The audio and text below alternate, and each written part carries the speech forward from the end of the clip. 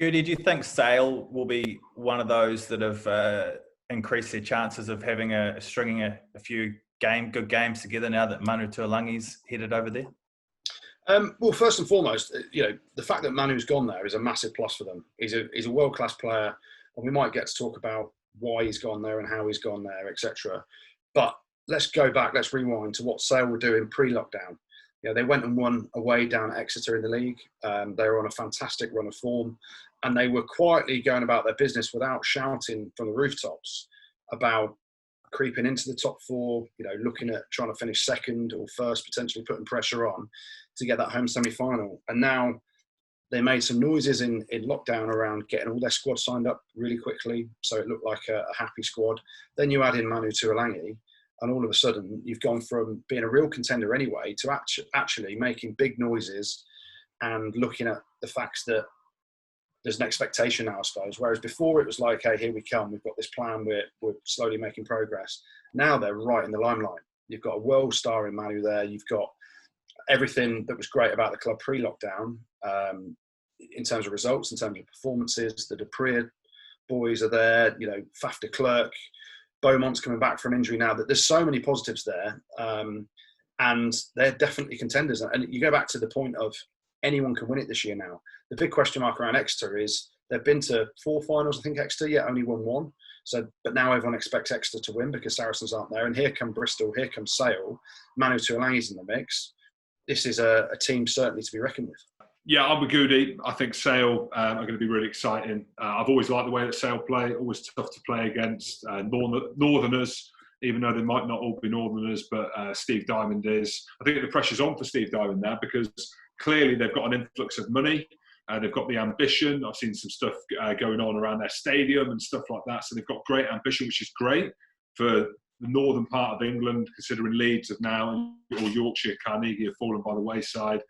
The big thing is Manu, and he's the headline, obviously going to sound naturally with his name. How weird is it now seeing Leicester without Tuilagi? And I know their arm's been forced slightly because of everything that's happened, but everything you heard, it was kind of a sour note, which is a real shame because Leicester and the Tuilagis have gone hand in hand for, 20 years? Yeah. Do you know what I mean? So that's a real shame. But from a Sale perspective, with the players they've got, Lou Diego as well in the second row, mate, they're going to be quality. South Africans, just bang them in there, mate. There you go. Well, the beauty of Manu for Sale is they got them cheaply as well. So Sale came into the picture very late on for Manu.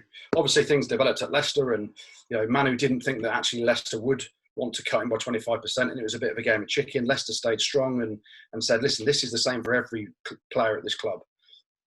So Ellis Gens re-signed, George Ford re-signed. These guys all took 25% pay cuts, and what Leicester offered Manu Tuilagi on paper and an extension was way more than he's on at Sale. So it's an interesting kind of take on it.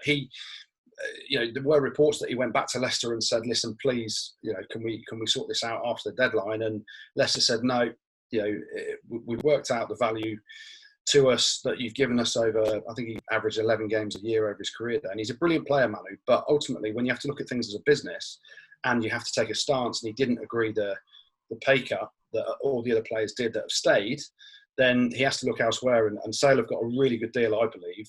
A, to keep him in the Premiership, because he was desperate to do that to stay and play for England. B, they've got him on a really cheap deal compared to what he was offered, and it's comfortably, I'm going to say it's around 50% less at Sale than what he would have earned having taken a pay cut at Leicester. So a big financial decision. Well, we can find out a bit more about how the move came about and how Manu's settling in now, because Sale owner Simon Orange joins us. How are you, mate?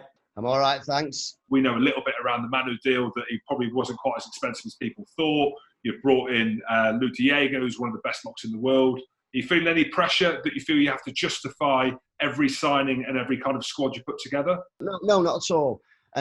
We had a strategy that we when I took over, Steve ran a small squad and he was spending, it was 50-60%, I think, of everybody else, or of the average. So we had fewer players and probably lesser quality, if that's the right word.